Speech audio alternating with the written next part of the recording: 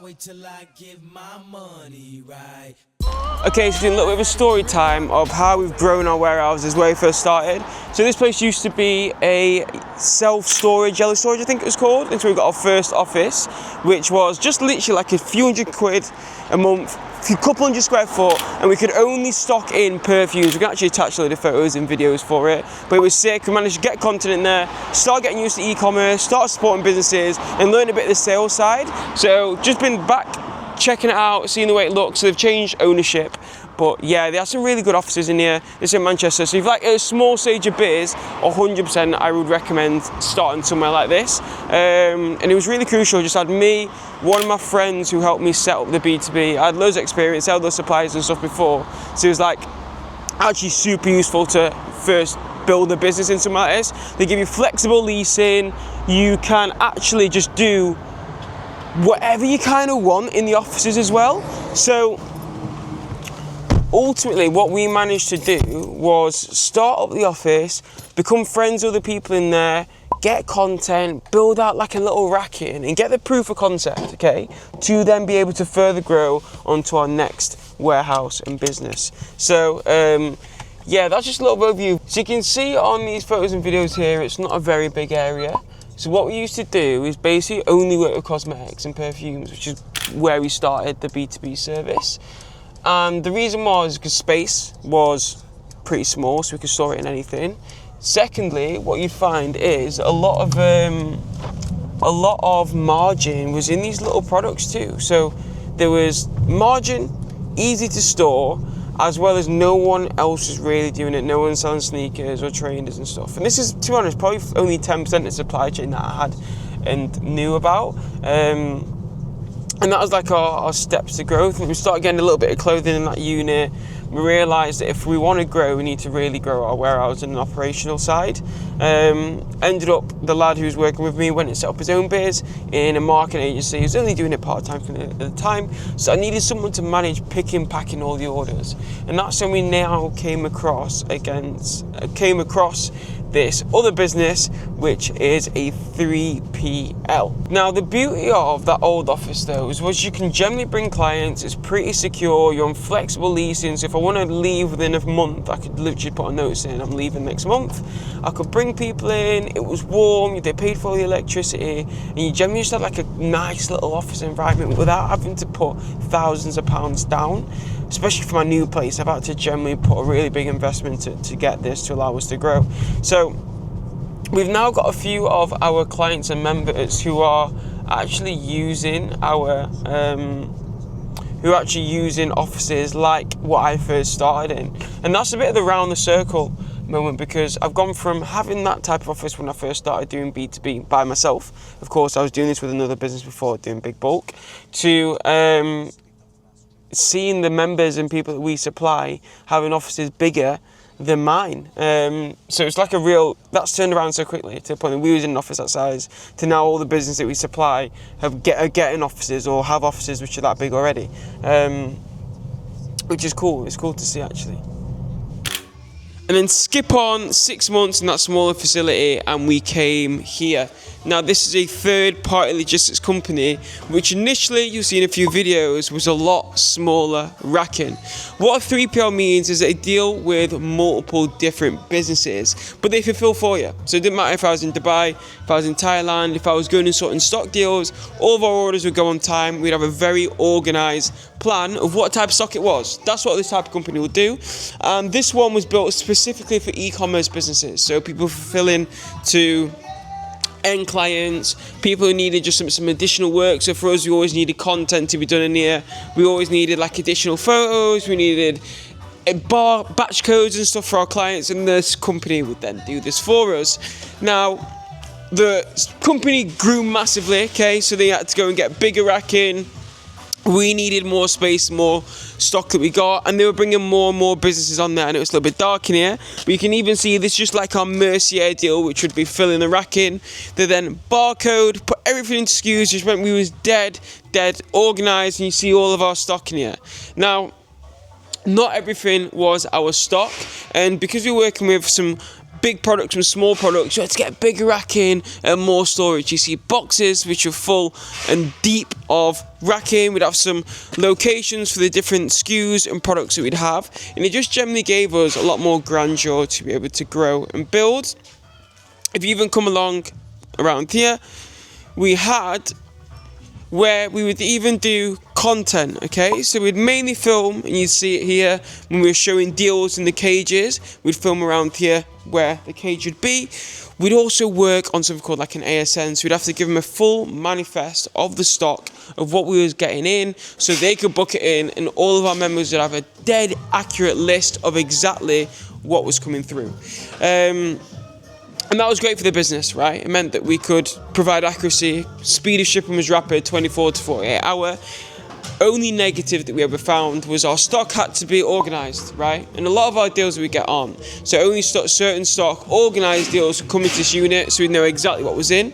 However, we get a lot of mixed bundle stock at really big discount, which was a little bit of the difficulty that we found being in this warehouse.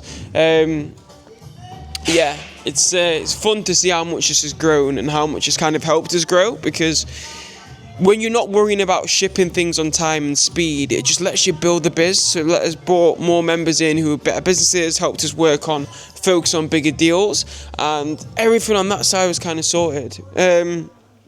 We were streaming in here sometimes. We did 1 month of Whatnot streaming to really learn how that works. We've had clients in here which we've done content in. Obviously, from a security point of view, we really had to know who it was, IDs, members only, and just kind of from all that side.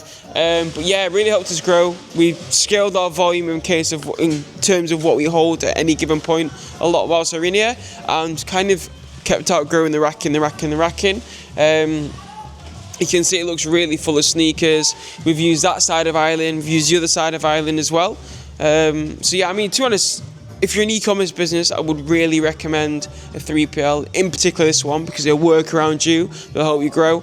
And yeah, you know what, we're going to actually speak to the team who are running this operation, find out a little bit more about them, what they do, and of course, we are actually moving out of this facility, but I would really recommend, if you're an e-commerce person, this is the type of business that you want to be working with, and the guys will go over that in a little bit more detail. But yeah, let's look into the back end of what they pick, and a bit more.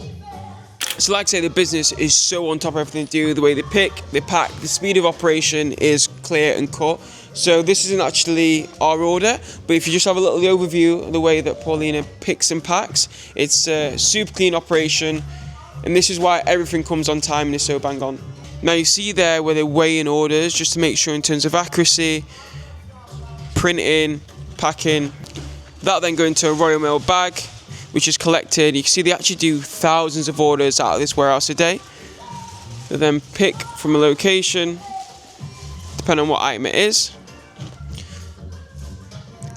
Triple check by doing a scan to make sure it's the correct product, which is then packed and gone out. Now, this is an accuracy you can't get doing yourself. That is 100% sure. So if you're a business who's doing thousands of orders a month, having that detail is going to save you so much money in terms of errors and things that you just, when you're doing yourself, you can't get. So you actually see they've got multiple packing benches because of the volume that they're doing, and then multiple different businesses that we work with. Barcodes, so most of the orders go out Royal Mail, however they do deal with every DPD and multiple international suppliers as well. So yeah, it's a really impressive operation, to be honest, and we've got our use out of it. Okay, so behind the scenes with the man behind the business, Naz. First, I want to say a massive thank you, the way you've helped us really grow our business, but I think it'd be useful for other people to know a bit about you, what the operation's about and how you kind of helped us and other businesses grow. So yeah, what's your background? How have you got into having such a big warehouse, so many businesses? So I started Fulfillex because I was on the brand side, and I knew what it was like dealing with fulfillment centres and 3PLs around the world. So my background is I was in brand management. So I took a beauty brand from I'd say a modest 2.5 million to around about a $12 million a year in about 18 months, just by accessing other markets. And by doing that, I dealt with so many 3PLs around the world, and I was like, this is painful. Because everyone wants that vanilla service, which is literally like you whack it on the shelf, pick, pack, ship, it's done. not every brand needs that. Every brand needs those intricate little details. Yeah. And I thought I could do this better myself. So started with 500 square foot on a dream as a proof of concept. And I thought, you know what, this works. I thought, okay, let's jump the gun. Let's go for 8,000 square foot. I thought it was going to take me about a year to fill it. Filled it in probably 3 months. And I was like, okay, this business really works. So just sort of grew on through there. Within 18 months, it was at 55,000 square foot. And I was like, okay, this is turning into a serious business now. And I've not spent a penny on advertising.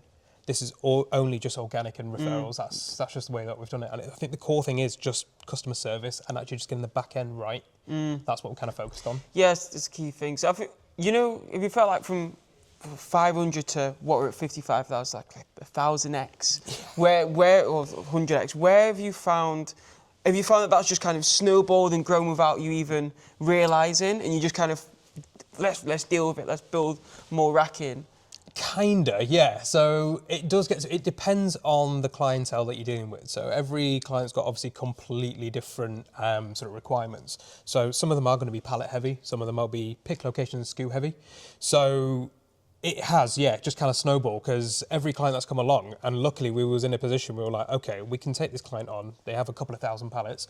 I can acquire a little bit more space. And that's just, sort of built upon till the point we've got probably about 5,500 pallets and, 20-odd thousand pick locations now. What's the ideal type of business that you work with? Is it any size or is it e-commerce? What businesses do you support? So with us, it's kind of anybody. So we would look at a complete startup to a 9-figure brand. And there's no difference in customer service. No, I completely agree. I agree. And I think that's the best way to be, because at the end of the day, you don't know if that startup is going to completely blow up.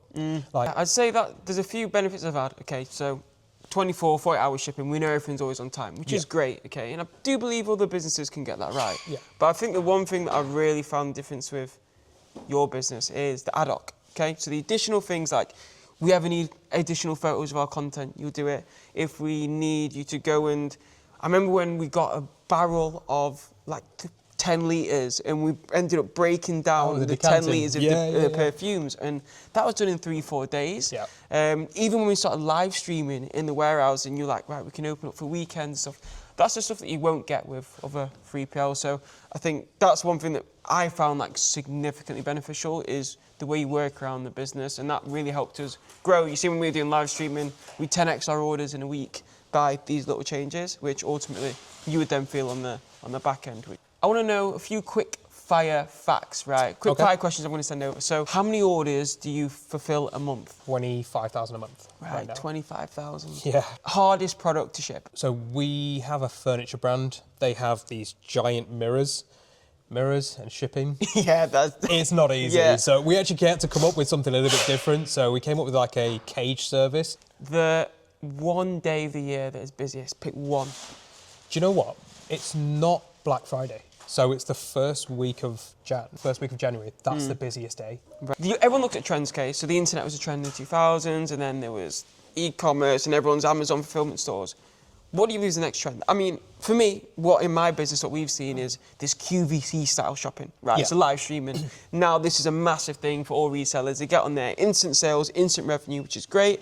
Trying to get the right profit margins in e-commerce. Is that something you agree with? What do you think the next big trend is coming? So, two things. I mean, you're right. Live streaming and live shopping is going to be taken over. I think live stream is here to stay. I think that buying behaviour will be impulse, like what it is on live streaming, and that gamification of get it now before it's gone, or you've got that bid. So I think that's definitely here to stay. The other thing as well is AI live streaming. So you'll be surprised. So like, if you look at other markets around the world, AI live streaming is massive. The thing is, live streaming, when it first initially started, was lower ticket items because people wanted to get on and feel like they're winning there and then. So they wanted a cheap product there and then. If they didn't get on, they missed out. Okay, so you've grown again from 500 square foot to 55,000 square foot, and I think there's a lot of lessons and hardships that's probably come in that. Yeah. And when you work with e-commerce businesses that you help grow and scale. A lot of the people watching this video, probably upcoming e-commerce businesses who are looking to come into fulfillment centers like mine or set up their own offices and stuff. What tips would you give to that e-commerce business, that 18-year-old who's trying that first business? What's your tip? We're quite honest the way we kind of do things. And I will always have a conversation with a brand to start with and say, can you afford us? Like, if you're at the point where you're only doing an X amount of orders, say, I don't know, 5 to 10 orders a day, realistically, you probably don't need a 3PL. If you can manage it yourself, do it yourself. To the point where you get to the, where you're getting sort of 50 orders a day, that's when it's going to hinder you. That's when it's going to get to a point where you're not focusing on building the brand and focusing on the marketing and all that sort of stuff. You're only focusing on just picking and packing orders all day, which is not what you want to be doing.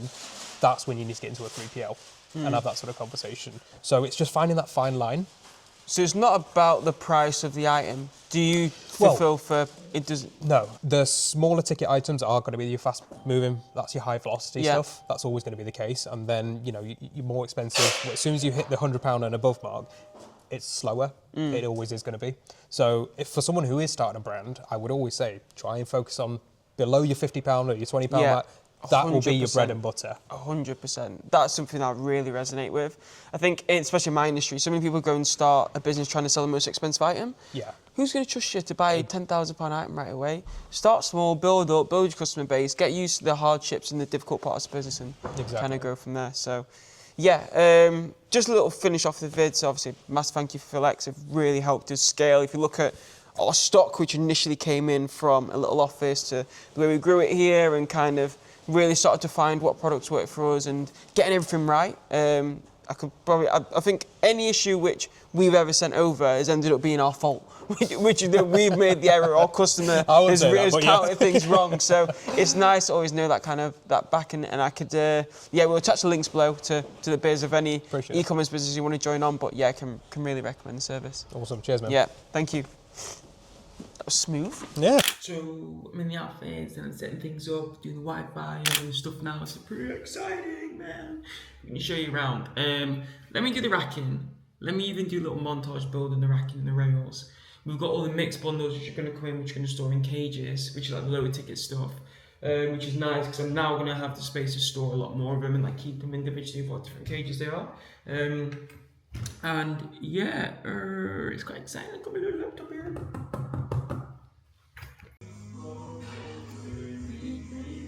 So I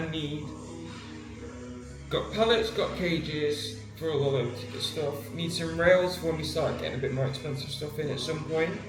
And we need racking for like the perfumes and that type of stock and the makeup and low ticket stuff there. So ultimately we're planning that we can stock anything and everything. I do prefer lower ticket products because I think people get results a lot quicker. Like Vinted, eBay sellers, we can just turn it over fast in mixed bundles, but our website still has to be full, so we need to start stocking some products like that. Ultimately, I think all we really need is racking and rails. I don't want to overbuy because I want floor space and you never know what type of deal you're going to get. I can end up with 1,000 trainers, but I kind of know my supply chain now and I know what we're working with. So yeah, next step is just kind of probably nipping over and finding some racking and rails. I didn't order it online because it's hard with that stuff. I wanted to kind of see it first. Yeah. So the cages are starting to fill up with lower ticket products behind and around the shoes. Which is pretty exciting. Get some casa and all that stuff. And then content studio for members for us to take content is going to be there as well. Which is looking pretty cool, man. Pretty cool. Okay, so we need some new racking. Couldn't take it from the other warehouse. Don't want to buy too much, that said. We've got pick bins and like location bins, we might need some more after. We'll do a count after. So I think the first thing is finding where we can get some racking. Who's been through this before, setting up the office, buying all the racking? You've set up a mini warehouse, it's a little bit more expensive. Yo! I've been ghosting you cause I'm working. Like what do you really expect? Money obsessed, cute and sweet, okay, I love how you dress. Man of your talk, give me respect. It's hurting you cause I got the effect. Man of your talk, give me respect. Don't let this shit get to your head. Getting there with the rackings, which we need to put all the perfumes and stuff in there. And then all of this here is stock, which needs to get put into locations at some point. And then what we can do is we can go live with the stock again, which is needed, and start buying. Next step is building up the locations. Here, all of it. So that needs to be built up, which essentially means that we can pick and pack items, and we get the dropship orders, and we know exactly where everything is, just organise it. Which, coming from where we've come from, is a lot harder to do because we've got to do it ourselves, but we're going to figure it out. Might need some more locations, to be honest, which we can sort in multiple different ways. Yeah, a little bit tired now. I'm going to suggest for me and the kid to go walk and get a bite. Yeah. Narcos. Pablo. Right, it's starting to get there now. Got more deals landing, which is going to fill it up a little bit. It's a little bit bare. But the organisation's on to a T. Like, got all the perfumes, aftershaves, all the designer in there. Got space for new deals. It's just, yeah, it's fucking getting there. We can start buying again, which is exciting. Just a little TikTok dance video. Just a little TikTok dance video.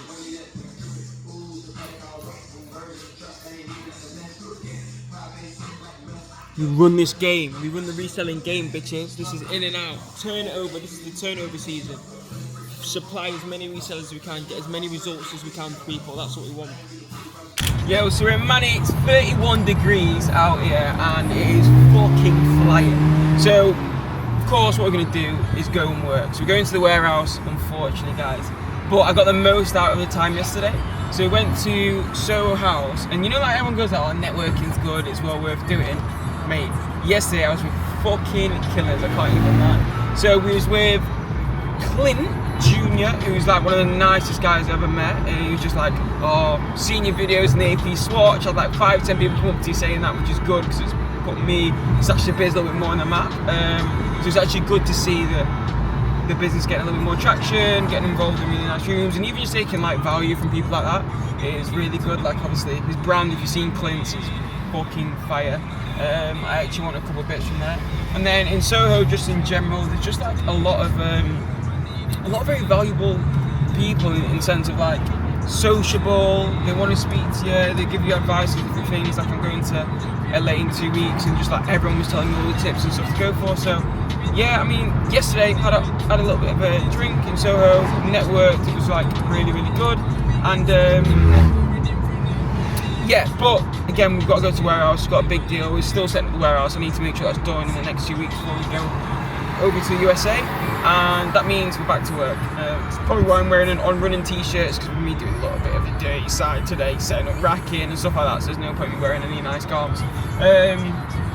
So yeah, come with me, let's do a stock deal. Can't show you supplier, guys, but let's go do a stock deal, go to the new warehouse, show you the setup. We're going to meet the team there, and yeah, all this being done in 30 degrees.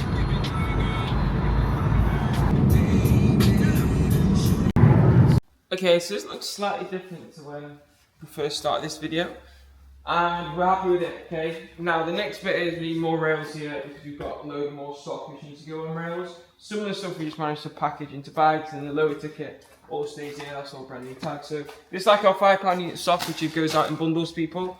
These are like, again, £11 unit teas to people, but they're really good sellers. This for streamers and stuff.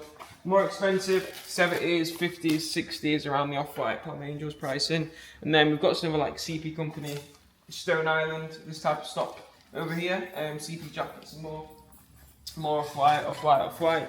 And then sneakers in the back. So to be honest, for us, when we look at it, there's actually not that much stock for us. And obviously I know this is quite big in terms of like what you see volume, but when we start buying the deals now we're in here, it's going to really fill up quick, which is what we're excited to do. So this is what the majority of our bank holiday has been spent doing, and is getting all of this set up, which is nearly there. I'd say we're about 50% in. We've managed to organise it really well so we could get a good volume of stock in here.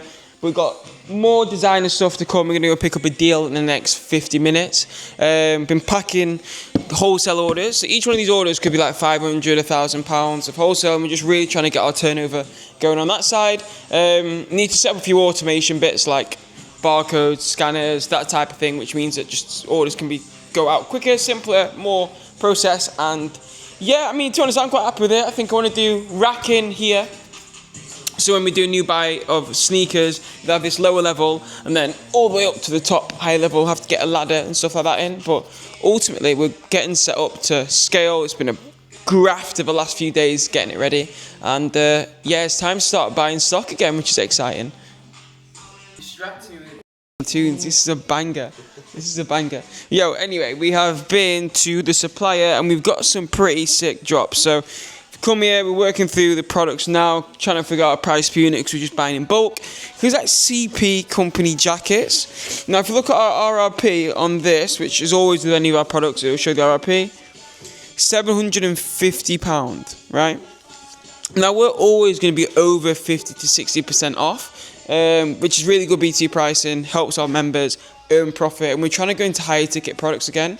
So we're just working through a CP company first. However, we've got way more designer, Ralph Lauren, Hugo Boss, all the way up to like Maestrom, what other high tickets, and Balenciaga in there, Palm Angels, everything. So yeah, just got a nice little like clearance of high ticket designer today. Yeah, so clearance on £1,000 jackets is actually rarer, but we're getting there now. We're getting bigger deals, we're getting bigger contracts, better allocations of stock that we can get in. And with this CP stuff, we've got all of the goggles here to put in. We don't mind explaining where we get some of the deals because no one else can get them. We work with brands like, well, businesses like who owns flannels to get in deals, which just a little bit of our background on the way our supply chain works.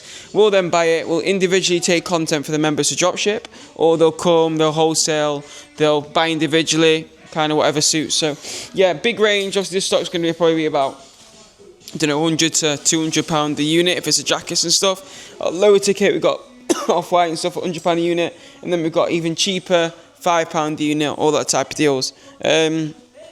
So yeah, Jay, bank holiday, 32 degrees outside, sat in a warehouse working through. This is what you don't see in the back. It's building a business, guys. Man wanna run up them mouth and ting, but the bad boy ting, they've never been in it, never been on it. Me, I just pass through, no cartoon like Wallace and Gromit. You're not ill, you're silicone migraine, I stay lyrically sick. Serious. I see through them, they bring guns and drugs into the country, then lock me up when I use them. Like them, but I'm shouting. You're looking for the wrong person. Look up the sergeant that's linking up with the German, the same sergeant that's got the world scared of a man in a turban. As long as you look at the fool, God forgive me if I bust my tool. I'll break any law, break any rule. Tell a policeman don't take it out on me, cause you was a chief at school and somebody punched out your teeth at school. And now you wanna talk like a bad boy. So this is our office, this is our content studio, which is going to be over there. This is where the magic happens, which is exciting. So yeah, guys, we're going to be building and building. We're going to be buying more and more deals. We're going to be even doing a few in-person meets and stuff with the people that we trust and know. So yeah, if you want to be part of the membership, guys, we're growing exponentially. We're getting offered deals and deals of certain deals which we've had to move into here to be able to facilitate and grow. Yeah, appreciate everyone, and yeah, peace out to the next vid. If you want to start reselling, guys, I'm a B2B distributor. I do warehousing, I buy deals, do the hard stuff that no one wants to do, so I can build businesses like yourself. Just click the link below. Also, comment, subscribe, show the love. Get money, get gal, get back too. Hair done, face down with a back